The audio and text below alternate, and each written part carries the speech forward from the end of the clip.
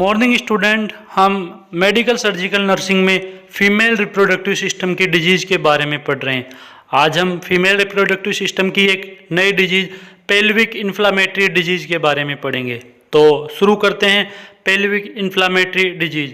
तो अगर बात पेल्विक इन्फ्लामेटरी डिजीज़ की करें तो इसको शॉर्ट फॉर्म में PID के नाम से भी जाना जाता है। PID यानी कि पेल्विक इन्फ्लामेटरी डिजीज। अब अगर डेफिनेशन की बात करें तो infection and inflammation of female upper genital tract, यानी कि फीमेल के अपर जेनाइटल ट्रैक्ट के इन्फेक्शन या इन्फ्लामेशन को ही PID यानी कि पेल्विक इन्फ्लामेटरी डिजीज कहा जाता है। तो अगर फीमेल के अपर जेनाइटल ट्रैक्ट की बात करें तो उसमें कौन कौन से ऑर्गन आएंगे, तो अगले पॉइंट पे देखिए, it is an infection of female organ such as uterus, fallopian tube, cervix, ovaries, यानी कि फीमेल के ऑर्गन जैसे कि यूट्रस, फेलोपियन ट्यूब, सर्विक्स या ओवरीज में जो इन्फेक्शन या इन्फ्लामेशन होता है वही PID के नाम से भी जाना जाता है। तो अगले पॉइंट की अगर बात करें, its modes often occur when sexual transmitted bacteria spread from vagina to uterus, fallopian tube, ovary और cervix। तो इसमें जो बैक्टीरिया है वो वेजाइना के थ्रू कहाँ पर एंटर होता है, यूट्रस, फेलोपियन ट्यूब, ओवेरी या सर्विक्स। तो जो बैक्टीरिया जो कहाँ पर सेक्सुअल ट्रांसमिटेड के द्वारा वेजाइना के थ्रू जो इन्फेक्शन कोज करेगा वो यूट्रस, फेलोपियन, ओवेरी या सर्विक्स के अंदर जाता है। अब बात करते हैं इसके कोजेज या रिस्क फैक्टर की। तो कौन कौन से माइक्रो ऑर्गेनिज्म इसके लिए रिस्पॉन्सिबल होंगे इस डिजीज को कोज करने के लिए, तो micro organism such as gonorrhoea, chlamydia, herpes simplex virus, gardnerella, trichomoniasis. तो ऑर्गेनिज्म जो कि गोनेरिया, क्लेमाइडिया, हर्पिस सिम्प्लेक्स और गार्डिनिलेरा और ट्रिकोमोनियासिस जो माइक्रो ऑर्गेनिज्म होते हैं वो इसके लिए कोजेज या रिस्क फैक्टर का कार्य करते हैं।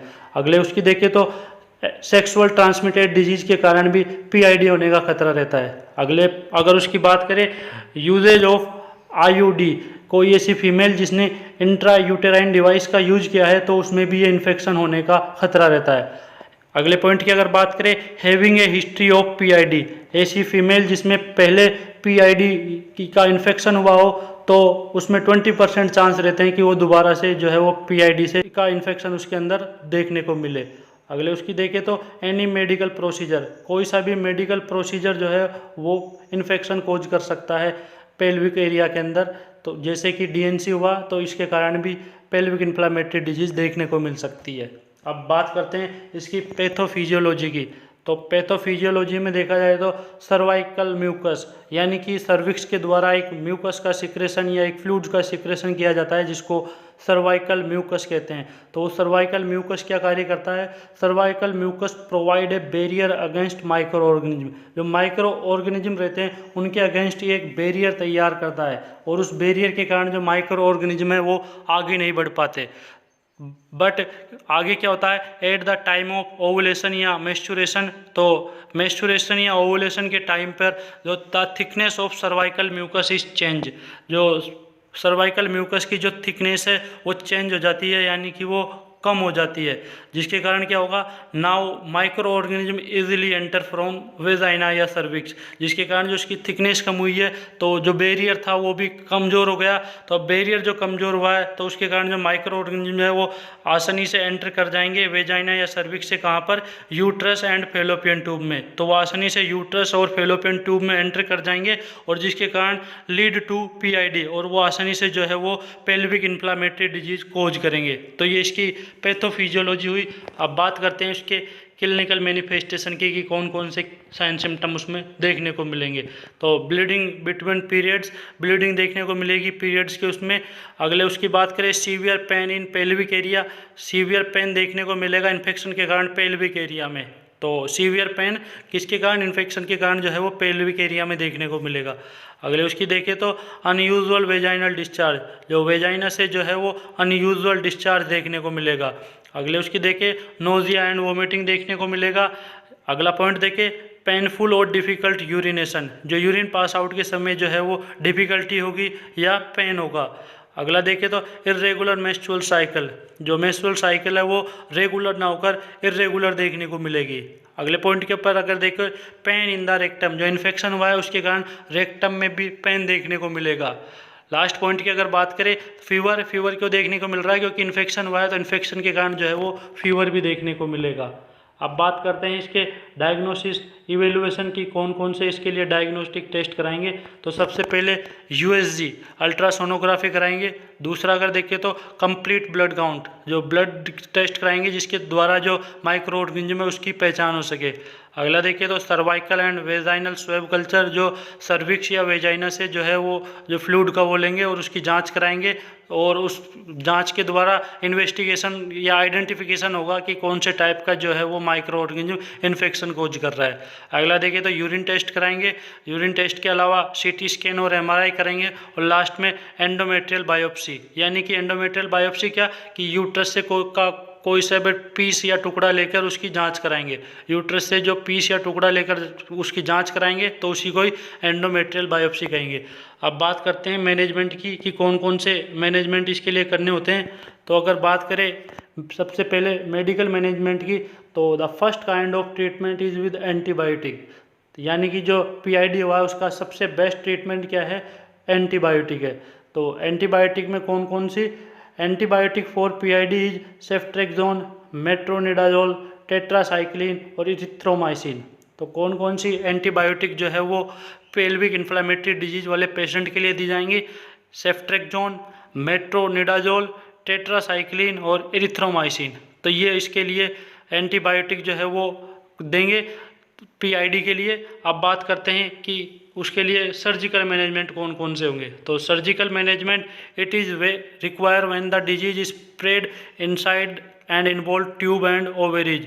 ये कब करेंगे, जब जो डिजीज़ है वो कहाँ पर तक पहुँच गई हो, जो फेलोपियन ट्यूब या ओवरी तक पहुँच गई हो, तो उसके लिए सर्जिकल मैनेजमेंट करेंगे। सर्जिकल मैनेजमेंट में सबसे पहले लेप्रोस्कोपी करेंगे। लेप्रोस्कोपी में क्या करते हैं, इन विच ए स्मॉल इंसिजन, इसमें एक स्मॉल इंसिजन लगाते हैं, एक कट लगाते हैं छोटा सा, कहाँ पर, इन द एब्डोमिनल वाल, एब्डोमिनल वाल पर एक स्मॉल इंसिजन लगाएंगे, और थ्रो विच है, और उससे क्या करेंगे, laparoscope and other instrument can be place, और उससे जो लेप्रोस्कोप और अदर इंस्ट्रूमेंट जो कैमरा ये होता है वो इंसर्ट करेंगे, और उससे क्या होगा, टू सीन एब्डोमेन और पेल्विक ऑर्गन, जिसके कारण जो सामने जो स्क्रीन है उस पर अंदर जो भी इन्फेक्शन या इन्फ्लामेशन हो रही है पेल्विक या एब्डोमिनल ऑर्गन में वो सीन हो जाएगी या दिख जाएगी।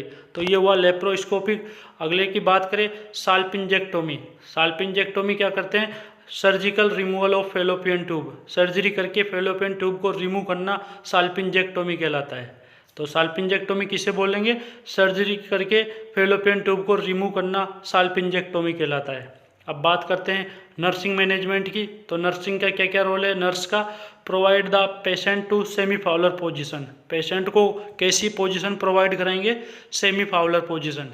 तो पेशेंट को जो है वो सेमी फाउलर पोजीशन प्रोवाइड करानी है। अगले पॉइंट की अगर बात करें, provide analgesic medicine to relieve pain, कैसे मेडिसिन देंगे, जो पेन हो रहा है उसके लिए उसको एनाल्जेसिक जो प्रोवाइड कराएंगे, पेन के लिए उसको एनाल्जेसिक जो मेडिसिन है वो प्रोवाइड कराएंगे। अगले पॉइंट की अगर बात करें, apply heat to the abdomen, जो एब्डोमेन है उस पर हीट अप्लाई करेंगे, उससे क्या होगा, मैं आल्सो प्रोवाइड सम कंफर्ट, और उससे जो है उसको कंफर्ट मिलेगी, एंड रिड्यूस पेन, जो पेन हो रहा है उसको भी वो भी रिड्यूस हो जाएगा। अगले पॉइंट की अगर बात करें, एनकरेज फ्लूइड इनटेक, उसको फ्लूइड इनटेक कराएंगे और उसको रेस्ट के लिए बोलेंगे कि आप रेस्ट करिए। लास्ट अगर अगले पॉइंट को देखें, advice to patient the risk of getting PID can be low, उसको एडवाइस देंगे कि आपको जो पीआईडी है उसके इन्फेक्शन को लो करने के लिए और क्या क्या करना चाहिए। यूजिंग कंडोम्स, यानी जो सेक्सुअल इंटरकोर्स के समय जो है वो कंडोम्स का यूज करना है। दूसरे अगर पॉइंट की बात करें, seeking medical help if you experiencing symptoms of PID, यदि आपको पीआईडी के सिम्टम्स एक्सपीरियंस हो रहे हो तो आपको तुरंत जो है वो मेडिकल हेल्प लेनी है। अगर आपको कोई भी पीआईडी के सिम्टम्स नज़र आ रहे हो तो तुरंत आपको मेडिकल हेल्प लेनी है। अगले पॉइंट की अगर बात करें, avoiding sex after delivery, miscarriage, abortion, यानी कि सेक्स से बचना है कब, डिलीवरी के बाद या मिसकैरेज के बाद या अबॉर्शन के बाद जो है आपको सेक्स से बचना है। अगले पॉइंट की अगर बात करें, asking your partner if they have an infection, यदि आपके पार्टनर में कोई इन्फेक्शन है तो उसके बारे में आपको उससे बात करनी है कि आपके कोई इन्फेक्शन तो नहीं है। तो ये आपका नर्सिंग मैनेजमेंट हुआ। अब अगर इसके कॉम्प्लिकेशन की बात करें कि अगर इसका जल्दी से ट्रीटमेंट नहीं लिया गया तो कौन कौन से कॉम्प्लिकेशन इसमें की वजह से देखने को मिल सकते हैं। तो पहले अगर उसकी बात करें, formation of scar tissue both outside and inside of fallopian tube.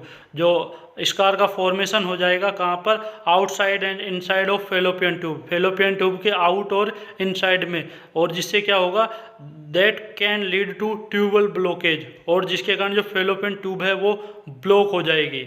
तो इसका अगर ट्रीटमेंट नहीं किया तो जो फेलोपियन ट्यूब है वो ब्लॉक हो जाएगी। दूसरा क्या देखने को मिलेगा, एक्टोपिक प्रेगनेंसी। जो ट्यूब अगर ब्लॉक हो गई है तो एक्टोपिक प्रेगनेंसी देखने को मिलेगी। एक्टोपिक प्रेगनेंसी क्या होती है, जो फर्टिलाइज जो एग बना है वो इम्प्लांटेशन के लिए नॉर्मल अगर उसमें देखें तो यूट्रस में जाता है, वो कहाँ से, फेलोपियन से वो यूट्रस में जाता है और वहाँ पर उसका इम्प्लांटेशन होता है। तो अब फेलोपियन ट्यूब के अंदर ब्लॉकेज हो गया तो वो इम्प्लांटेशन के लिए यूट्रस में नहीं जाकर उसका इम्प्लांटेशन फेलोपियन ट्यूब के अंदर ही हो जाएगा। तो फेलोपियन ट्यूब के अंदर इम्प्लांटेशन हो गया तो उसी को ही क्या बोलेंगे, एक्टोपिक प्रेगनेंसी बोलेंगे। यानी कि इम्प्लांटेशन यूट्रस के अलावा किसी दूसरी जगह हो रहा है तो उसको एक्टोपिक प्रेगनेंसी बोला जाता है। अब बात करते हैं इनफर्टिलिटी की। इनफर्टिलिटी क्यों देखने को मिल रही है, क्योंकि जो फीमेल की जो फेलोपियन ट्यूब है उसके अगर इन्फंडिबुलम वाले पार्ट की बात करें तो उसमें फिम्ब्रेई एक स्ट्रक्चर होती है। वो फिम्ब्रेई क्या कार्य करती है, वो फिम्ब्रेई जो ओवेरी है उससे ओवम को लेने में या उसको आगे बढ़ाने में हेल्प करती है। तो ओवेरी से ओवम कहाँ पर आ रहा है, फिम्ब्रेई वाले पार्ट में। तो अगर फेलोपियन ट्यूब के अंदर इन्फेक्शन हो गया तो फेलोपियन ट्यूब जो है वो ओवरी से ओवम को नहीं ले पाएगी। तो ओवम अगर फीमेल में ओवम नहीं आ पा रहा तो जिसके कारण स्पर्म और ओवम आपस में नहीं मिल पाएंगे तो उसके कारण उसको इनफर्टिलाई की जो कंडीशन है वो देखने को मिल सकती है। तो ये जो है वो कॉम्प्लिकेशन ये क्रिएट हो सकता है इनफर्टिलिटी का फीमेल के अंदर। अगर लास्ट पॉइंट की अगर बात करें, long term pelvic and abdominal pain, लंबे समय तक क्या देखने को मिल सकता है, पेल्विक या एब्डोमिनल में पेन देखने को मिल सकता है। तो ये हुए कॉम्प्लिकेशन पीआईडी के, और इसी के साथ पेल्विक इन्फ्लेमेटरी डिजीज कंप्लीट हुई। Thank you student.